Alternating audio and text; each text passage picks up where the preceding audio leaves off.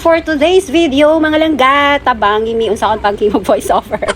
So it's another weekend, another laag, pero I think dili siya matawag og laag kay taga diri man ko. So mangulit lang mi. Kay gikan mi Migdabaw. But before nagbus lang di ay mi mga langga. Kay ang akong mga anak gusto mo sakay og bus para ma-experience po nila ba no kung unsa ang feeling makasakay og bus. So mao ni nami sa likod sa bus kay murag kami ang tag-iya, murag gipakyaw na mo ang likod sa bus. Pero pag abot sa Digos, nagsinabakay na mi kay daghan kay pasahero. Kay wala ko nag-expect guys nga naa di ay event sa Bansalan, ang gitawag nila Dorongan Festival. Nawat naman ko kabaw ani ay. So mao to naabot mi, nakahapil pa mi og tan-aw sa concert.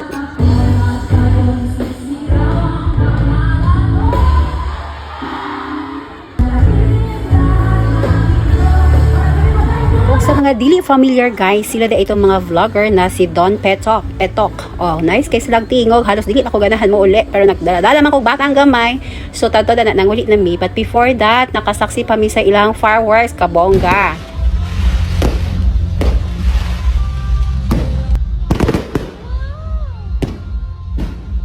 Ug mao to pagabuntag nanaka na mi og bukid kay mao man imong purpose guys nga nanguli mi.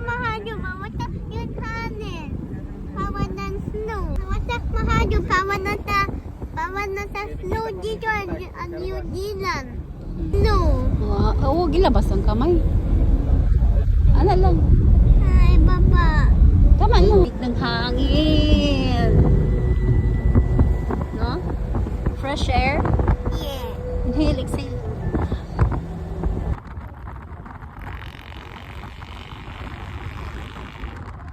So after 15 to 20 minutes, naabot na ta diri sa among bukid. So diri mi nangagi sa shortcut sa likod sa Berries Farm. By the way, open ni siya for public na laaganan. Pwede ata diri mag-lunch, mag-pick strawberry picking ug may bayad ha. So diri mi mangagi guys, diri mi sa likod sa sagingan.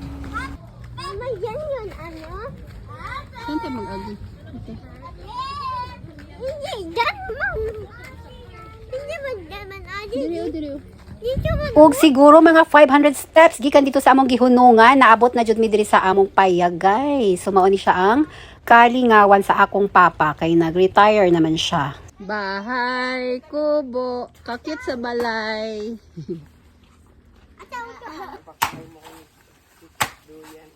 Baga na pud no? Mga baka baga na.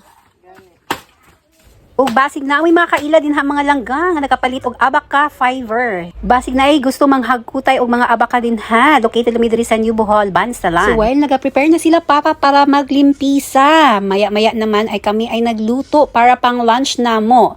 By the way guys, diri ko sa una nagadagan-dagan katong gamay pa ko kauban ako si lolo't lola. Diri gyud mi per me, especially pag summer vacation na, ibili namin diri ni papa sa bukid para makatabang kay lolo og lola, especially kanang maghakot kani mig tubig dito sa pikas bungtod kay na ay balloon. Ug dapat tumanon ginang sugo ni lola guys kay na mayaw-yawan ta sa wala sa oras. Ug ganahan pud kay mi kanang sugoon no kay maghapit-hapit man mi ana manguha og mga bayabas ug unsa pa na diha maamong magian. Kaning paya guys kitugod lang jud diri para mabutangan ng mga gamit kay ang balay jud sa mga lolog-lola dito pa sa pikas bungtod pod. So di ba? Kapoy kay magbitbit-pitpit og mga gamit tapos bitbito na pud nimo nigpauli. May manang naay paya guys kay ibilin-bilin na nato din ha. So aning mga oras guys si papa nanimpisa na og kumangho naghimo og fish pan sa baba. So kami nagaluto na pang lunch namo. So kani magkaedad ta lang no lami na kayo magstay na lang sa bukid ba kay fresh ang hangin, bugna, walay samok, ug kana ganing mingaw, ug kanang mga lang mo madungog. Pero kay kanang bills are waving man, so kailangan gyapon pa mo kayod. Ug ang nakanice ang pud diri kay ang mga bata ba dili gyud sila matemp mag cellphone kay magdagandagan naman din sa area. Dako man ang lang madaganan. Dili pud jud ka cellphone kay wala man poy internet. So magtagbaw jud sa dula-dula diha, magdagandagan hangtod nakapuyon. Kay naluto naman ang among giluto para sa lunch, kitawag na namo si papa ug akong manghod para maniudto nami sabay-sabay.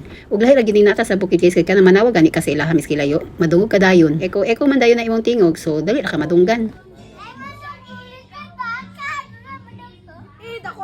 Wala na tubig, mamila. Wala. Busin sa daw yung rice. Mamila na tubig. Ma, ulit, pakalon. Ilang kong tubig. Sa Davao? Oh, muli na.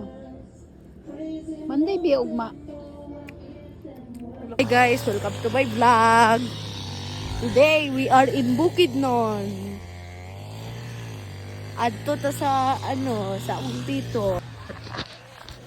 So after namo maniud to, ngay ato mi sa baba kay dito ako manghod, naghimo siya og fish pan na iya daw butang tilapia.